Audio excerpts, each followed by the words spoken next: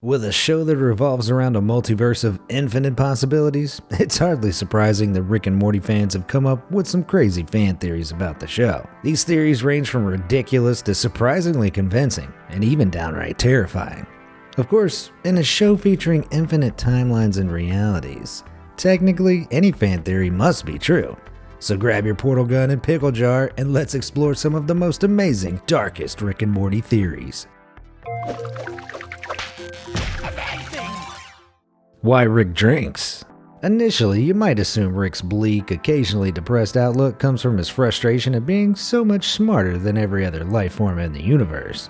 But according to one theory, Rick's depression and alcoholism spans from a traumatic incident in his past. Some theorize that the Rick we know is actually from a different dimension than the first one in the show. According to the theory, he left his original world after his family died in some kind of terrible disaster. Worse, the disaster was likely Rick's fault, considering Rick's unfortunate talent for accidentally causing cataclysmic disasters. In fact, the other example of a cataclysmic disaster in the show serves as solid evidence for this theory. In Rick Potion number 9, Rick's experiments lead to Earth turning into a hellscape inhabited by hideous abominations, and his only hope is to flee to a parallel universe with Morty. We see the impact this has on Morty, who is deeply traumatized, but Rick seems largely unfazed. Could this lack of reaction from Rick suggest that this isn't the first time Rick's destroyed Earth and had to abandon his family? Or worse, could his original family have died in a Rick-caused cataclysm? It's certainly conceivable and would mean Rick's been dealing with that original trauma for years, driving him to drink. Because his original family are long gone, it barely matters when the subsequent versions of Earth, or in some cases his family, are destroyed. To add to the theory, we know Rick disappeared for 2 decades of Beth's life, or at least the Beth we know. It's possible that while the Beth we know believes her father abandoned her for years before his return, her real father somehow died when she was young. When Rick's family was killed, he came to the universe occupied by the Beth we know, making it look like her original dad had returned after a 20-year absence. In reality, they'd both lost the original versions of each other, but Rick would rather bear a grudge from Beth than tell her the truth. I don't know if that's sad or heartwarming, but that's Rick and Morty for you.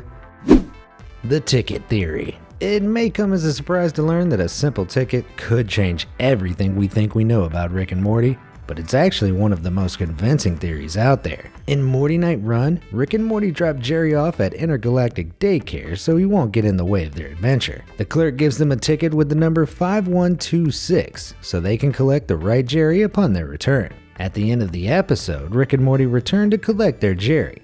As they're leaving, however, a different Rick and Morty approach asking for Jerry 5126. The Morty we've been following realizes he lost his ticket, so doesn't know which number Jerry he was supposed to be picking up. This means that if the other Rick and Morty have the 5126 ticket, then we've been following a different dimension's Rick and Morty throughout the episode. But theorists suggest the show revolves around even more pairs of Rick and Mortys. For example, in the episode Total Rick-All, Mr. Poopy Butthole is introduced as an old family friend, alongside countless parasitic imposters claiming to also be family friends. Eventually, old Poopy is revealed to be the only legitimate longtime friend of the bunch.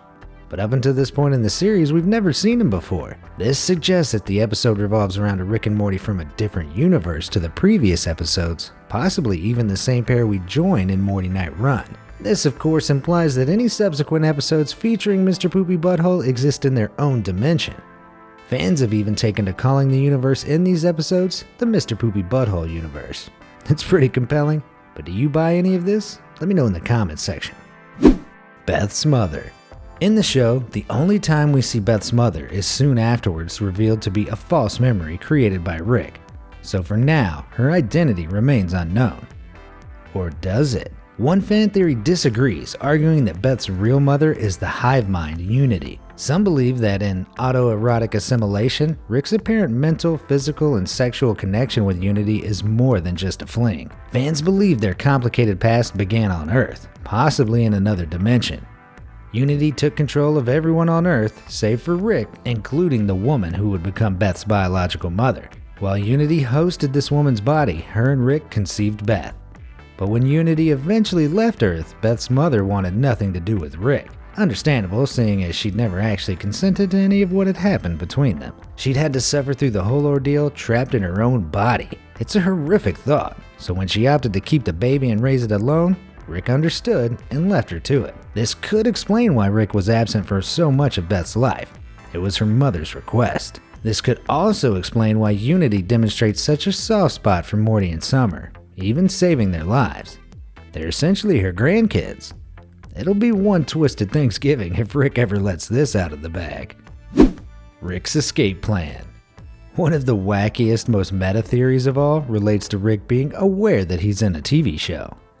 Rick almost certainly realizes that, in an infinite number of parallel universes, his life being a TV show is inevitable. Whether he figured it out on his own or caught himself on interdimensional cable, his fourth wall breaking behavior on the show makes it clear that he knows at least some extent of the truth. But this truth means, consequently, that Rick only exists to entertain people. With Rick's obsession with being the smartest, most important individual in the universe, this purpose would be deeply troubling for him. So fans, who seem to have a little trouble distinguishing fiction from reality, predict Rick will eventually escape the show and reach our real world. So far, he's influenced our world enough to bring Szechuan sauce back to McDonald's, with chaotic consequences. So what chaos awaits when he escapes his reality for good? Once here, Rick may kill the show's creators, Justin Roiland and Dan Harmon, for condemning him to a meaningless life of entertainment at his expense. He might even attempt to swap consciousness with the show's creators, getting them to write his death, to escape the eternal meaninglessness of being a cartoon. He may even come for you, the viewer, as revenge for taking joy in his suffering. Better start prepping now. Pickle Rick's Death Dream. Since Pickle Rick aired in 2017, it's become one of the show's most popular episodes. It's also arguably the show's most ridiculous, but this ridiculousness could hint at a darker truth: the possibility that Rick died in pickle form. In the episode, Rick seems to formulate an elaborate escape plan in the show after falling into a sewer. But some believe the unbelievably complex contraptions he brought to life down there were far too far-fetched even for a cartoon genius like Rick. The wild events were nothing but his imagination as his brain slowly rotted in the briny center of his pickle body. Eventually, he was consumed by cockroaches and rats and died in the sewer. I mean, sure, it's a cartoon, but if Pickle Rick's facial features are made from, well, pickle, surely his jaws and teeth wouldn't be solid or strong enough to bite a roach's head off. Plus, cockroach arms would never be able to assemble the relatively heavy gears and parts in his mech suit construction machine. It seems, as a coping mechanism to deal with the reality of his imminent death, Rick imagined his most fantastical adventure yet. But how does all this fit into the series? Simple. The next episode simply takes place in a different reality where the events never occurred. Some go even further, suggesting that Morty and Beth's decision to leave Rick alone in pickle form at the start of the episode was more calculated than it seemed. Having seen how unstable Rick was and all the damage he'd done to countless worlds, perhaps they decided he was better off as a pickle. Or worse, as rat food. Evil Morty. Perhaps the most expansive Rick and Morty fan theory of all relates to a single character, Evil Morty. This other dimensional version of Morty is totally different to most other known versions. He's smart, cunning, and cruel, leading to speculation about who he really is. Some believe Evil Morty is actually an evil Rick from another dimension who swapped their minds or brains so he could carry out his deeds while avoiding detection. The body of the Rick that received this Morty's brain in exchange became Doofus Rick. We know Rick can transfer his consciousness into other bodies. He did it with Tiny Rick in Season 2. And as we see in Morty's Mind Blowers, Rick is capable of removing unwanted memories from people's minds. So it's conceivable that the evil Rick made his Morty forget who he actually was, leading him to only see himself as Doofus Rick. Doofus Rick's friendliness certainly aligns more with a Morty than a Rick. Similarly, evil Morty acts much more like a Rick. For starters, his eye patch transmitter and ability to construct a robotic Rick proves he's a master of technology. Evil Morty likes to drink too. He's even quoted as saying, "Mortys have no chance of defeating a Rick." If this is true, Evil Morty must be a Rick, seeing as he murders countless Ricks in Season 3's Tales from the Citadel. Doofus Rick even made his debut in the same episode Evil Morty did. The theory could also explain why Doofus Rick has a special bond with Jerry. Unbeknownst to either of them, they're actually father and son. But an alternative take on this theory suggests Evil Morty is actually the original Morty of the Rick the show centers around. For starters, Rick has memories of baby Morty. This doesn't add up, seeing as, according to the show, Rick was absent for around 20 years, seemingly including the time Morty was a baby. This suggests that Rick was present for Morty's infancy, but in another dimension. If in this other dimension Morty was raised with more influence from Rick than Jerry, he might have become very intelligent. Perhaps this intelligence turned him into an evil genius, leading Rick to abandon him for a new Morty. Or perhaps his abandonment turned Morty evil. A third theory suggests this Morty became evil because Rick experimented on him. This makes most sense thanks to a comment Rick makes about the Morty torture tower that evil Morty builds. Rick notes that evil Morty could have achieved the same results using 5 Mortys and a jumper cable. Rick claims this was just on paper, but what if evil Morty learned from an experiment he was actually put through? Rick's experiments could have also included cybernetic enhancements, explaining Morty's cybernetic eye. Evil Morty could even be the Morty Rick abandons in the opening credits. I'd certainly want revenge after a stunt like that, but there's one final piece to the puzzle. Some believe that the reason Rick removes certain memories from Morty's brain is to keep him blissfully unaware of how bad Rick really is. It also prevents Morty becoming too smart.